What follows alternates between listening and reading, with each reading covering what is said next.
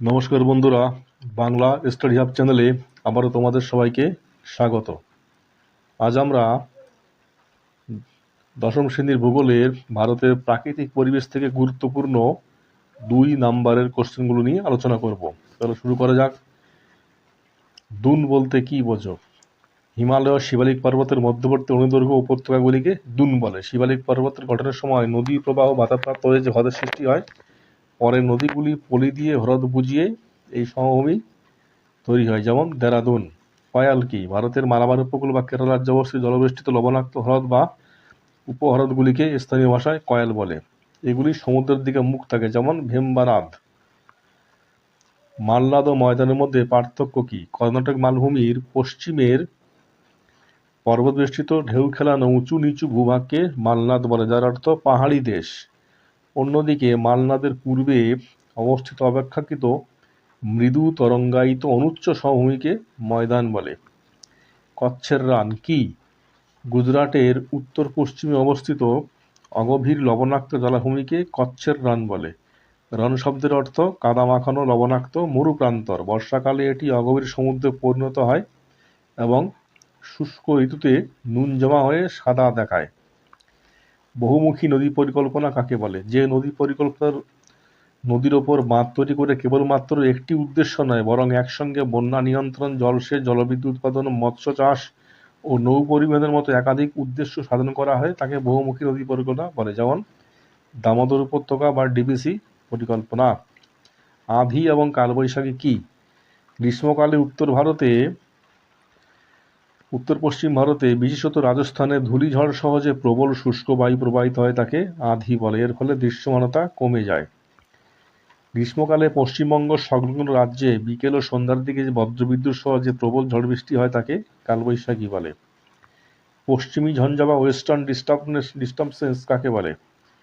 শীতকালে ভূমধ্য সাগর থেকে আগত দুর্বল ঘূর্ণাবর্তের কারণে উত্তর পশ্চিম ভারতে, পাঞ্জাব, হরিয়ানা, কাশ্মীর আকাশ মেঘাচ্ছন্ন থাকে এবং হালকা বৃষ্টি ও পার্বত্য অঞ্চলে তুষারপাত ঘটে। একে পশ্চিমী ঝঞ্ঝা বলে।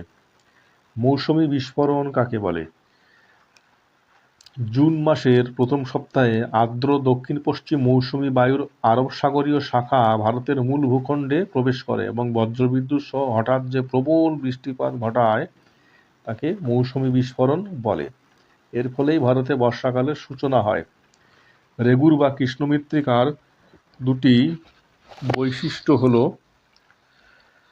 এই মাটিতে টাইটানিয়াম অক্সাইড এবং জৈব পদার্থের উপস্থিতির কারণে এর রং কালো হয়। এতে কাদার ভাগ বেশি থাকায় জল ধারণ ক্ষমতা অত্যন্ত বেশি এবং শুকিয়ে গেলে মাটিতে বড় বড় ফাটল ধরে। সামাজিক বনসৃজন কাকে বলে?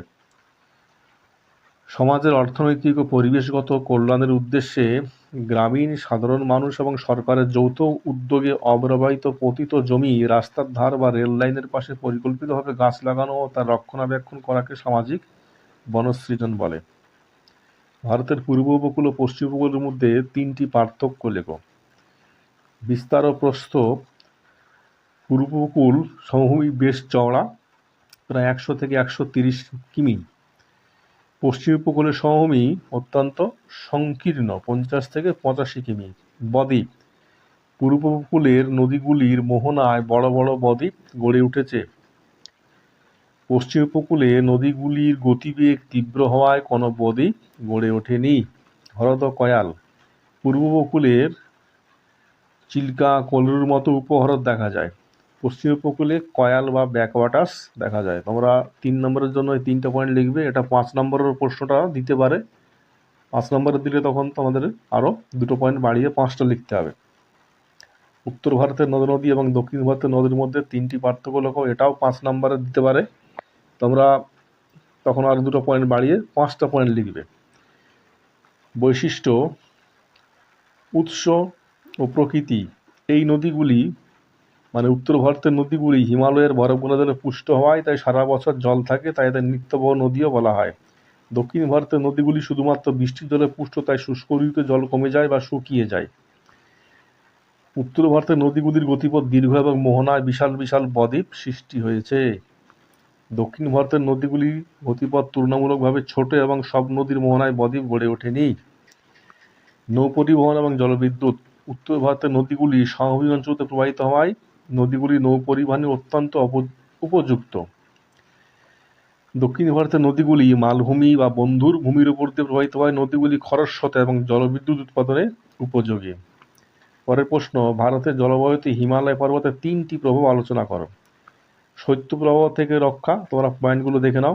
তোমরা সমস্ত স্টাডি ম্যাটেরিয়াল ডেসক্রিপশনে দেওয়া লিঙ্ক থেকে একদম ফ্রিতে পেয়ে যাবে। বৃষ্টিপাত ঘটানো এবং আর্দ্র জলবায়ু, এই 3টা পয়েন্ট তোমরা দেখে রাখবে হিমালয়ের প্রভাব কোশ্চেনটায়।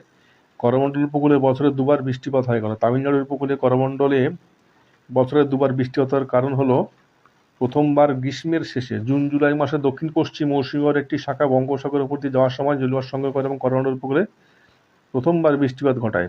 দ্বিতীয়বার শীতকালে অক্টোবর নভেম্বর মাসে উত্তর পূর্ব মৌসুমী বায়ু মানে প্রত্যাবর্তনকারী মৌসুমী বায়ু স্থলভাগের থেকে আসার সময় বঙ্গোপসাগর থেকে জলীয়বাষ্প নেয় এবং করমণ্ডল উপকূলে বাধা পেয়ে দ্বিতীয়বার বৃষ্টিপাত ঘটায়। মৃত্তিকা ক্ষয়ের প্রধান 3টি কারণ। দেখো, মৃত্তিকা ক্ষয়ের প্রধান 3টি কারণ, অত্যন্ত গুরুত্বপূর্ণ প্রশ্ন এটা। প্রথম তোর যে 3টে পয়েন্ট লিখবে, পয়েন্টগুলো দেখে রাখো। অতিরিক্ত বৃক্ষচ্ছেদন, অনিয়ন্ত্রিত পশুচারণ এবং ধাপ চাষের অভাব ও ঝুম চাষ। পরের পয়েন্ট দেখো, ভাঙর ও খাদের মধ্যে 3টি পার্থক্য। ভাঙর এটি প্রাচীন পলিমাটি দিয়ে গঠিত, আর খাদার হচ্ছে নবীন পলিমাটি দ্বারা গঠিত। ভাঙর পুরনো পলি হওয়ায় এর উর্বরতা শক্তি তুলনামূলকভাবে কম, কিন্তু খাদার নবীন পলিমাটি হওয়ায় এর উর্বরতা শক্তি অত্যন্ত বেশি। অবস্থান, ভাঙর নদী উপত্যকা থেকে দূরবর্তী বা উঁচু অংশে অবস্থিত, খাদার নদী তীরবর্তী নিচু প্লাবনভূমিতে দেখা যায়। পরের কোশ্চেন দেখো, ভারতের কৃষিতে জলসেচের প্রয়োজনীয়তা, এটা অত্যন্ত গুরুত্বপূর্ণ প্রশ্ন। তোমরা দেখে রাখো। মৌসুমী বায়ুর অনিশ্চয়তা, ভারতে বৃষ্টিপাত সম্পূর্ণ মৌসুমী বায়ুর উপর নির্ভরশীল, যে অত্যন্ত খামখেয়ালি, ঠিক সময়ে বৃষ্টি না হলে ফসলের ক্ষতি এড়াতে জলসেচ অত্যন্ত আবশ্যক। পরে দেখো, শীতকালীন শুষ্কতা, ভারতের অধিকাংশ স্থানে শীতকাল শুষ্ক থাকে। এই সময়ে রবি শস্য যেমন গম, যব, ডাল, আলু চাষের জন্য কৃত্রিম জলসেচ প্রয়োজন হয়। উচ্চ ফলনশীল বীজের ব্যবহার, আধুনিক কৃষিতে ব্যবহৃত উচ্চ ফলনশীল বীজ এবং রাসায়নিক সারের কার্যকারিতার জন্য প্রচুর জলের প্রয়োজন হয়। এই পয়েন্টগুলো তোমরা লিখবে। পরের পয়েন্ট কোশ্চেন দেখো, অরণ্য সংরক্ষণের 3টি প্রধান উপাদান আলোচনা করো। অরণ্য সংরক্ষণ অত্যন্ত গুরুত্বপূর্ণ প্রশ্ন। দেখো পয়েন্টগুলো, পরিকল্পিত বৃক্ষচ্ছেদন, বিকল্প জ্বালানির ব্যবহার এবং দাবানল প্রতিরোধ। পরের কোশ্চেন দেখো, চিরহরিৎ এবং পর্ণমোচী বৃক্ষের মধ্যে পার্থক্য। দেখো পয়েন্টগুলো, পাতার মোচন, চিরহরিৎ অরণ্য গাছগুলি পাতা বছরের এক সময় একই সাথে ঝরে পড়ে না, তাই সারা বছর সবুজ দেখায়। পর্ণমোচী বৃক্ষ শুষ্ক শীত বা বসন্তকালে জলের অপচয় রোধে অরণ্যের সব গাছের পাতা একসঙ্গে ঝরে পড়ে। যেখানে বার্ষিক বৃষ্টিপাত 200 সেমির বেশি, সেখানে এই চিরহরিৎ অরণ্য দেখা যায়। যেখানে বার্ষিক বৃষ্টিপাত 100 থেকে 200, সেখানে এই পর্ণমোচী বৃক্ষ দেখা যায়। চিরহরিৎ উদ্ভিদের উদাহরণ হলো রোজ উড, মেহগনি, রবার, এবনি। আর পর্ণমোচী হলো শাল, সেগুন, মহুয়া, পলাশ, শিমুল ইত্যাদি। লোহিত মৃত্তিকা, লাল মাটি এবং ল্যাটেরাইট মৃত্তিকার মধ্যে প্রধান 3টি পার্থক্য দেখে নাও। এটি প্রাচীন লোহিত মৃত্তিকা প্রাচীন গ্রানাইট ও নিস শিলা দীর্ঘদিন ধরে অবক্ষয়গ্রস্ত হয়ে এই মাটি তৈরি করে। অতিরিক্ত বৃষ্টিপাতযুক্ত অঞ্চলে খনিজ উপাদান ধুয়ে যাওয়ার ফলে এই ল্যাটেরাইট মৃত্তিকা তৈরি হয়। দেখো উর্বরতা দিয়ে যে পয়েন্টটা, এই মাটি বেলে দোআঁশ প্রকৃতির এবং নাইট্রোজেন ও জৈব পদার্থ কম থাকে, উর্বরতা কম। ল্যাটেরাইট মৃত্তিকা অত্যন্ত অনুর্বর। চাষযোগ্য ফসল, জলসেচ ও সারের সাহায্যে এই মাটি লোহিত মৃত্তিকায় তামাক, চিনেবাদাম, ডাল, তৈলবীজ চাষ করা যায়, কিন্তু ল্যাটেরাইট মৃত্তিকায় উপযুক্ত সার দিয়ে চা, কফি এইসব ফসল তৈরি করা যায়। ডেকান ট্র্যাপ কাকে বলে? দেখো পয়েন্টটা খুবই গুরুত্বপূর্ণ। ডেকান শব্দ দক্ষিণ এবং ট্র্যাপ মানে সিঁড়ি। টাটাস ইতিহাস যুগে দাক্ষিণাত্যের উত্তর পশ্চিম অংশে ভূগর্ভের বিদারী অগ্নুৎপাতের ফলে ব্যাসল্ট লাভা স্তরে স্তরে সঞ্চিত হয়ে সিঁড়ির মতো ধাপযুক্ত ভূমিরূপ গঠন করেছে, একে ডেকান ট্র্যাপ বলে। মরুস্থলী কি? এটা অত্যন্ত গুরুত্বপূর্ণ। রাজস্থান মরুভূমির পশ্চিমতম অংশে, যা সম্পূর্ণ বালুকাময় এবং চরম জলহীন শুষ্ক অঞ্চল, তাকে স্থানীয় ভাষায় মরুস্থলী বলে। মরুস্থলী শব্দের অর্থ হল মৃতের দেশ। এই অঞ্চলে উদ্ভিদ বা প্রাণীর অস্তিত্ব প্রায় দেখাই যায় না। খাদির বা প্লায়া কি? দেখে নাও তোমরা পয়েন্টগুলো। খাদির বা প্লায়া, লবণাক্ত হ্রদকে প্লায়া বলে, তোমরা জানো, যেমন সম্বর হ্রদ। মৌসুমি বায়ুর প্রত্যাবর্তন বলতে কি বোঝো? সেপ্টেম্বর থেকে দেখো দক্ষিণায়ন শুরু হয়, সেই সময়ে উত্তর পূর্ব মৌসুমি বায়ু প্রত্যাবর্তন করে। এটা দেখে নাও। ধাপ চাষ কাকে বলে এটাও দেখে নাও। তোমরা সমস্ত স্টাডি ম্যাটেরিয়াল ডিসক্রিপশনের লিঙ্ক থেকে একদম সরাসরি ফ্রিতে পেয়ে যাবে। তাহলে বন্ধুরা, আজকের ক্লাস এই পর্যন্ত। তোমরা ভিডিওটি ভালো লাগলে কমেন্টে লাইক ও শেয়ার করো এবং এইরকম আরও ভিডিও পাওয়ার জন্য চ্যানেলটি সাবস্ক্রাইব